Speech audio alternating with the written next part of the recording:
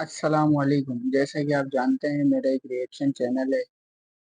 آج بہت زبردست بیان ہم دیکھنے والے ہیں، لائف چینجنگ بیان۔ اور پیر اجمل رضا قادری صاحب یہ بیان فرما رہے ہیں، مطلب انسان اپنی انا کے چکر میں یہ سب کچھ کرتا ہے، اور انا کو چھوڑ کے بھی بہت سارے کام ہیں جو کرنے چاہیے۔ مدارس کا کتنا اہم رول ہے اسی بارے میں بیان فرما رہے ہیں۔ آئیے دیکھتے ہیں ان کی ویڈیو۔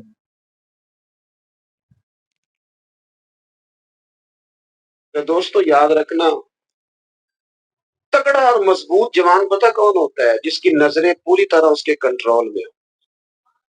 یہ علامت جوانی ہے۔ جس آدمی کا پوری طرح دو لوگ دنیا میں کبھی کوئی کارنامہ سر انجام نہیں دے سکتے، ایک جو حرام کھاتا ہو، ایک جس کی نظر ناپاک ہو۔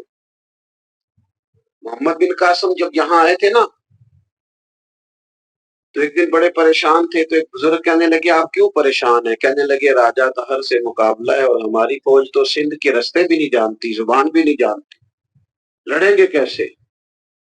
دو چار دن کے بعد ان بزرگوں کی دوبارہ محمد بن قاسم سے ملاقات ہوئی تو بڑے خوش تھے۔ کہا آپ کیوں خوش ہیں؟ کہنے لگے وہ میرا مقابلہ نہیں کر سکتا، میں نے تحقیق کر لی۔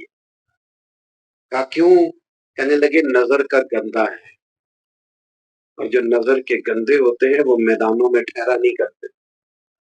میدان کے لیے نکلنے کے لیے پاک جوانی کی ضرورت ہوتی، تطہیر مزاج ہونا ضروری ہوتا ہے، پاکیزہ افکار اور سچی اور سچی ستھری سوچوں کا ہونا ضروری ہوتا ہے۔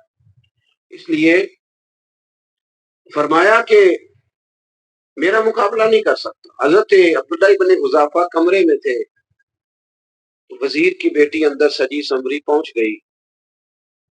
جیسے ہی آپ نے اس کفر کی چال کو دیکھا تو تیمم کر کے نفل شروع کیے۔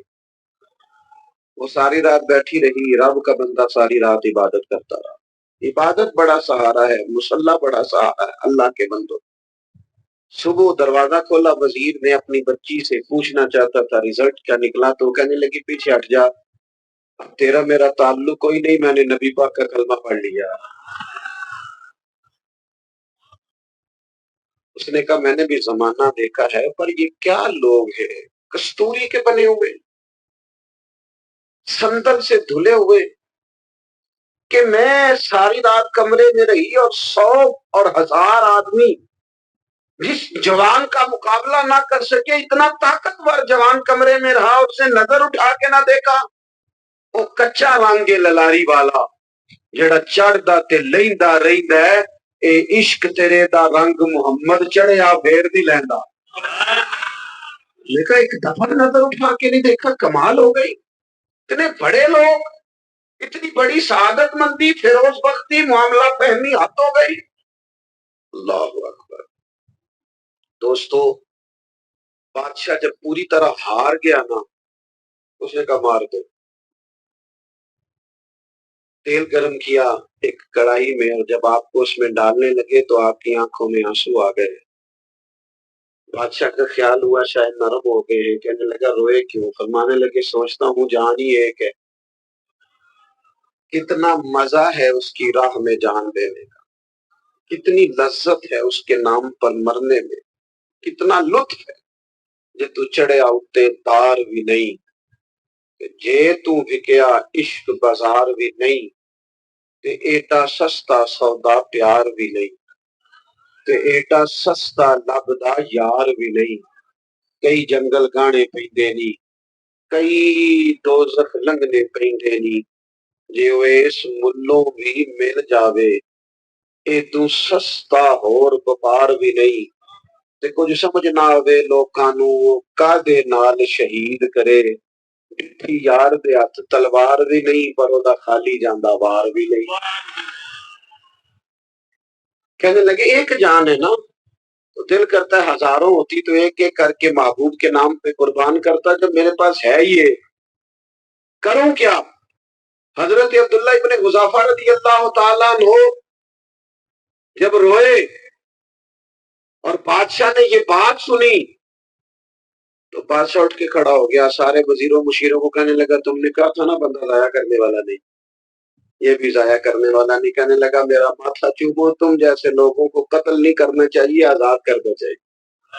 عزیز اپنی زندگی سے نا یہ بہت زیادہ ہیرس، ہوس، طمع، اور یہ کسی بات کی بھی ہو، ہیرس صرف پیسوں کی نہیں ہوتی، شہرت کی بھی ہوتی ہے. یہ بیماری انسان کو اقتدار کی بھی ہوتی ہے، تعریف کی بھی بیماری ہوتی ہے.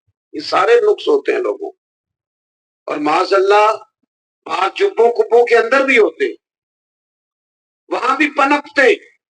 اپنی زندگی جب تک اس سادگی میں نہیں لاؤ گے جو رسول پاک نے عطا فرمائی، جب لوگ آسانیوں میں پوری طرح الجھ گئے تو پھر وہ دور ہوئے اور کفر چڑھ گیا.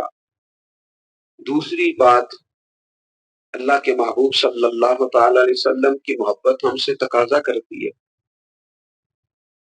کہ ہم اس مشن کے لیے کام کریں جس مشن کے لیے رسول پاک نے کام فرمایا.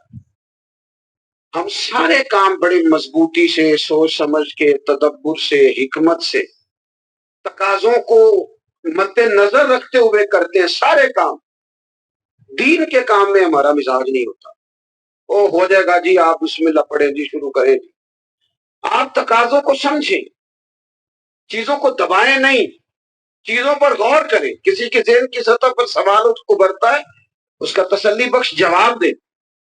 اپنی زندگی میں دین کے کام کے لیے اپنے آپ کو وقف کریں. اور دین کے کام کے بہت سارے پہلو ہیں. ہزاروں لوگوں کو قرآن پاک ٹھیک پڑھنا نہیں آتا، ہزاروں لوگ ہیں جو قرآن مجید کے مطالب سے آگاہ نہیں ہیں. دین کی بنیادی ضروریات سے لوگ نابلد ہیں. میں آپ کو کس طرح یہ بات سمجھاؤں کہ ہزاروں کی تعداد میں طلاقیں اس لیے ہوتی ہیں کہ مردوں کو طلاق کے مسئلے نہیں آتے. انہیں پتہ نہیں ہے کہ مجھے حقوق زوجین کے معاملے میں کیسے چلنا. ڈھیر سارے گھروں میں تباہی اس لیے ہے کہ تربیت اولاد کا دینی منہج ہمیں نہیں پتا. اپنا حصہ ملائے دین کے کام میں. ایک آدمی کو اگر تو نمازی کرنے میں کامیاب ہو گیا، تیری زندگی بدل گئی. وہ تین بیدار لوگ جو ہمارے بیچ بیٹھ کے ہماری نوجوان نسل کو پگڑی اور داڑھی کا نام لے کے بنیادی طور پر دین سے دور کرتے، ایسے نوجوانوں کو دین کا پیغام محبت دے کر دین کے قریب کرنا ہماری ڈیوٹیوں کا حصہ ہے. ہمیں ذمہ داری کا احساس کرنا پڑے گا. ہمیں یہ خاص قدم اٹھانا پڑے گا، توجہ دینی پڑے گی. مساجد، مدارس، میں آپ سے عرض کروں، اتنی ڈٹ کے مخالفت ہوتی ہے نا مدرسوں کی، اتنی ڈٹ کے. میں ادارہ چلاتا ہوں، اس کے چلانے میں جو مشکلات ہیں وہ تو ہم بتا نہیں سکتے آپ کو، اس لیے کہ میری قوم، میرا اس قوم سے تعلق ہے جو نعت خواں امیر کرنا چاہتی ہے، مدرسے نہیں.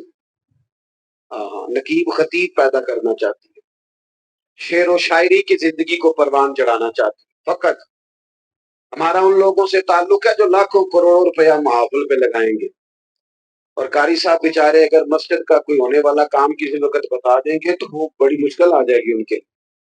یہ کیسے ہو سکتا ہے، آپ نے یہ ڈیوٹی بتا دی. مدارس، اور جتنا اہم رول دین کو پھیلانے میں مدارس اسلامیہ کا ہے، اتنی زبردست.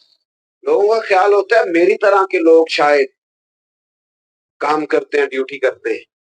یہ 10-15 لوگ آپ کو نظر آتے ہیں جو آپ کو کئی میڈیا پر یا ادھر ادھر ڈیوٹی کرتے. مخلص لوگ اپنی جگہ پہ وہ بھی بڑا ہی کام کر رہے ہیں، جو میڈیا پہ آ کے بھی اخلاص سے اور درد دل سے کو دین کی، ان کی بھی کسی بات کی حوصلہ شکنی نہیں.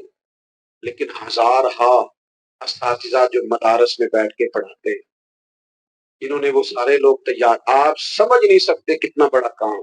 حفظ کا استاد جو ہوتا ہے نا، اس کی ڈیوٹی 24 گھنٹے ہوتی ہے فجر سے پہلے، اور اس نے بچوں کو اٹھانا. تنخواہ تو ہم انہیں دینا نہیں نہ چاہتے جی، تنخواہ نہیں دی تھی انہوں نے.